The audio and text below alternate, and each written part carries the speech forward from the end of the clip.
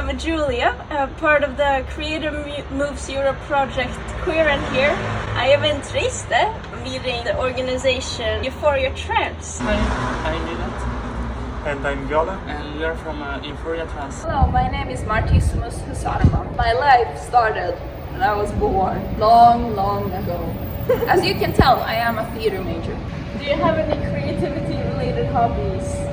I do theater. I am Tancredi. I am one of the founding members of Euphoria Trans, which is an association in Italy, especially Friuli Venezia Giulia, to aid and help socialize for trans people and help them in finding medical help as well and economical help. What is your experience here in Italy with queer spaces that are accessible to the public? Like Euphoria, where we are, it's a trans accessible space, trans safe space. We fight for trans rights, but also we make events to feel trans, but not only trans, but also non-binary people welcome. Also we have Archigay, which is a national association located in many cities. Centro Sociale is a social center. It's a structure where you can protest for various things, like the war in Palestine, for queer people, for animals, for everything that is a minority. The Push Pocket is a space in Helsingborg. It's about 10 minutes away from Mind Park and Nita, which are also creative spaces. But the difference is that Mind Park focuses a lot about presentations and electronics. In Project Pocket, we focus on intercultural exchanges, such as doing international breakfasts. We also have had theater a few times. Most spaces that are accessible to the public are not very well known here in Italy. Unless you're in a big city, then there's more attention to these things. In regions like ours, like even Trieste is not a very big city. So even our association is technically accessible to the public, but a lot of people don't know that they exist.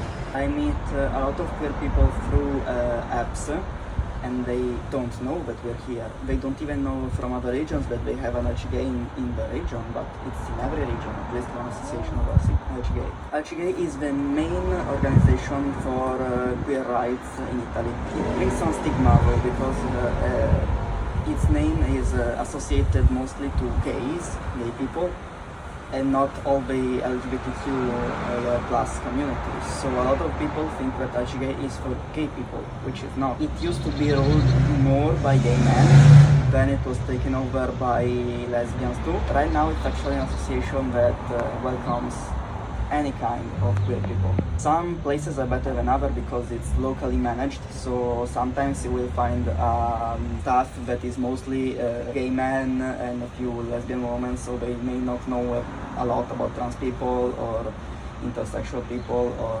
romantic and ace people. Even in the branches of that organization? Yes, because it's locally managed. Like, there is a big organization in country-wise, but every region manages their own branch. So very depends who you find actually managing that organization. They create, all of them, like us, have a little headquarters, and they usually make open events, because most headquarters that we get here in Italy are very small spaces. So we do mostly open events here in Trieste. For example, one of the main places where we go is the mental health center, because there is a very big garden, and also that way it's an open space to like more kind of people, and also it's a place where they do social work, so they were happy to welcome also queer people. And there they do regular nights of tabletops gaming. We have a little small organization in like our local city too, and that one is, because it's so local, it's also so many people that don't know about it, because it's like in a rural area. Not rural, it's in the area of the city that's like not as well off generally. So there's a lot of people that would benefit even there from like a meetup space, and it's just a lot of these organizations, they run like only on volunteers, of course. Yes. Yes, and if there's not enough volunteers, then it's not enough people to put their all into marketing, so that you can get more people to help with the marketing? Usually we don't get a lot of volunteers here that work consistently. Like there are the people managing the organization and they do almost everything. Because a lot of people don't get that much involved, which can be understandable too, because even I, as a founding member of Euphoria Trans, have little time to actually come here and do a job when I have to work 8 hours a day in another city.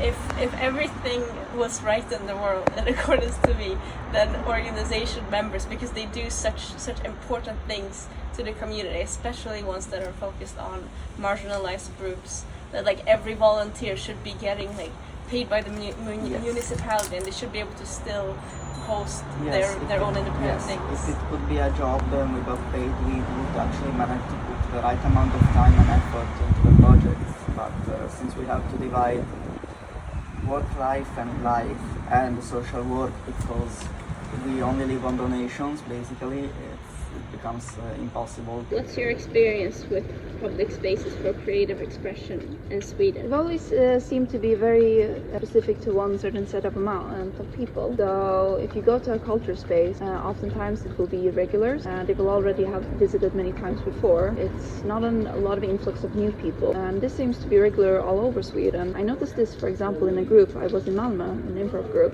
which it was open for all. But you hadn't been staying for a long time, and you were very much outside of the group. You have to either know a person beforehand, or you have to stay with that same group for a long time. In Sweden, there are a lot of spaces for young people or for school children. Usually it's exclusive to only younger people. Many old people feel isolated.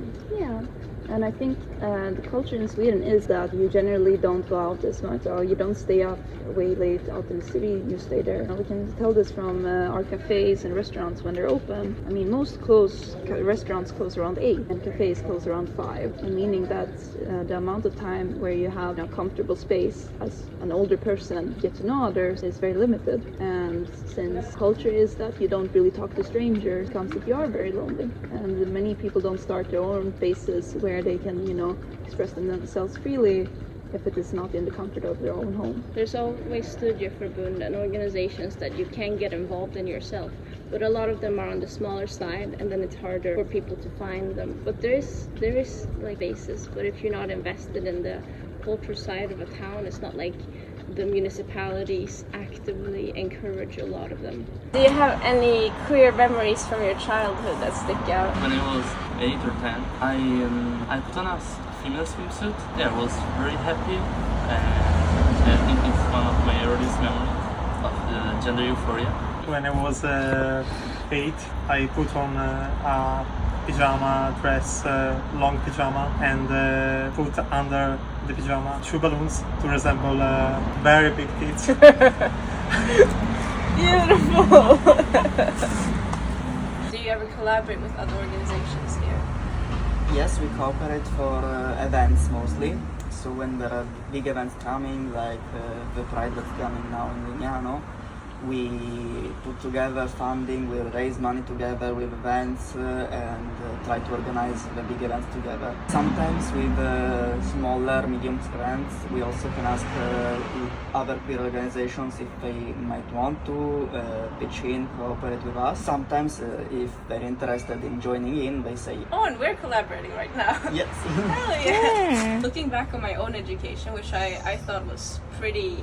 I imagine it as pretty nuanced when I look back on it, but we didn't mention LGBTQ issues once. Sweden wants to present itself as super progressive in all the marketing they do to other countries, even when there's such deep-rooted issues like this. So what's your experience? My education right now that I have completed is to be an air mechanic. And so we did talk about being queer, but we talked about queer being an issue and not queer issue. So it was very, I think, dehumanizing experience for other queer people within the school, which is also why in their mechanical field, as well as many other STEM fields, more queer people and women and I think also immigrants don't feel welcomed, and they leave these fields, which is very sad since we do need more and more people who are technicians and mechanics. And Yeah, it's isolating a really big Yeah. group of people just automatically. yeah, and since there's been more and more talks about how we're becoming more digitalized and automatized, it makes it very difficult. Between other queer people, we were having a lot of discussions since we were being isolated. The queer people weren't sticking together in the sense that we were not talking with the rest of the class, but you can see it's like a secret society since since if you were completely isolated, you were more prone to be, let's say, get attacked. We had a person who tried to drive someone else over as well as attacked someone physically. People did not speak openly about being queer. For me, I didn't receive any education in school about queerness or queer people in general, but I found most, if not all, the information I know today on the internet, like in forums and subreddits. Same for me. The school Environment. environment was very multi-ethnical. That was really positive for my experience, my life, but also very queerphobic in a certain way. It was like a taboo, and like we don't talk about that, and not very good for my growth. Yeah, many young boys use the gays in the school, for example. It's always been a problem because I think there was a craze also not a craze, but it was a trend on the internet to use that as a bad word, and it might have been. Well, no, that's not. It hasn't been like that historically, and it was mostly young people in school because they weren't educated on how to hurt people because they didn't meet actual queer people, or they were a queer person and they were just thought it was a normalized thing to use this as a negative term. Here in Italy we have a lot of terms to insult people telling that they are gay. Well, Italy is not known for being very progressive. It's known for being very religious and so conservative, and so we don't really talk in schools about LGBTQ issues at all. My school, you know about this. Campion Free Gymnasium in Helsingborg. During first grade and philosophy class, half the class had to debate against non-binary people existing. I chose to debate for non-binary people existing, and I remember spending so much time writing like paper upon paper upon paper, and I remember during the debate like slurs were brought up and the teacher never really acknowledging the real world impact the against arguments have on real people. I remember getting very heated about it, even though it's like a fake debate. Basically it's just in school. A lot of queer people that have to argument about their existence daily say, yeah, I want to transition, or I want to be legally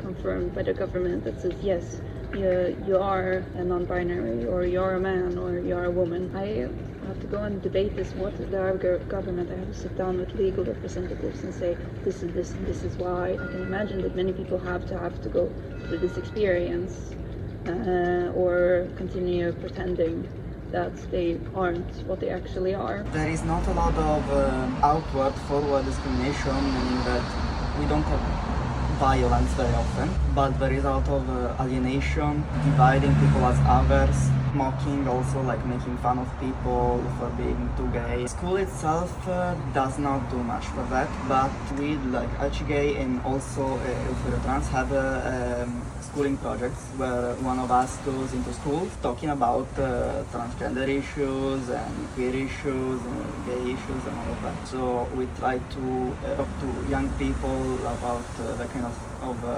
system associations they can get, what it means to be trans in Italy, what it means to be queer, but it's okay to be queer in general. We just need to reach out to one of our organizations and they can have all the support they need. It's not always easy with such events because some schools are more conservative than others.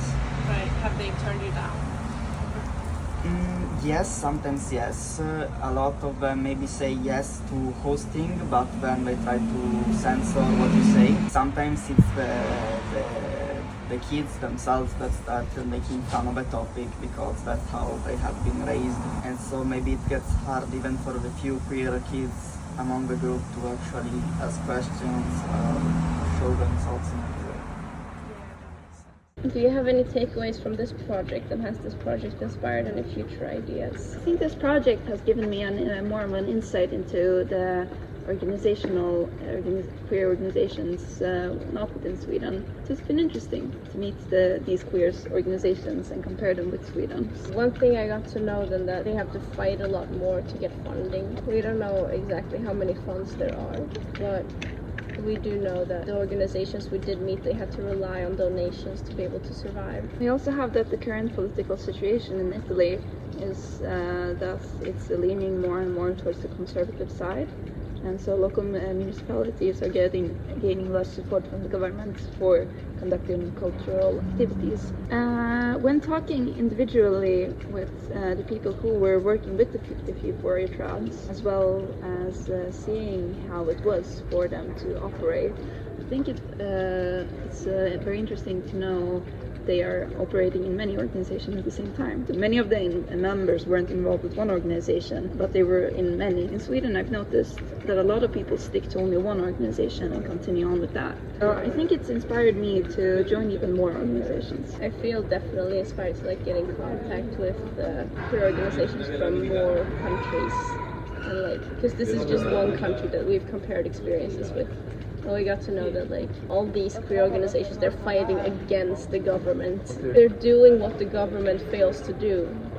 Because they're providing the spaces that the government never has, and by supporting them, we're contributing towards that. It would be nicer if the government and many organizations could cooperate with each other more.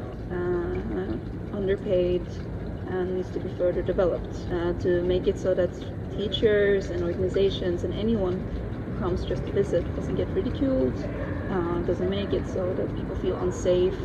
I heard many stories while growing up about how teachers and people got knife threatened in schools from students. And many times I would hear jokes about because I grew up on the countryside, so we would hear a lot, but that's the countryside. I do not think there's a problem on the countryside, but I think it's the stereotype that out in the countryside, or orten, as it's called. So because it's been become more of a stereotype, it becomes normalized, and so it seemed like a lesser issue to be dealt with. Mm-hmm. You know how, in Europe, if anything happens, we hear a lot about it for months, for years. But let's say something happens in Africa, we'll mention it maybe for a week, but then we'll never talk about it again. Or never mention it. Yeah. So, but it's just as big of an issue, which needs to be solved, needs to be talked for, and we need to preach this should never happen again. A lot of issues are being glossed over in the name of norms and traditions.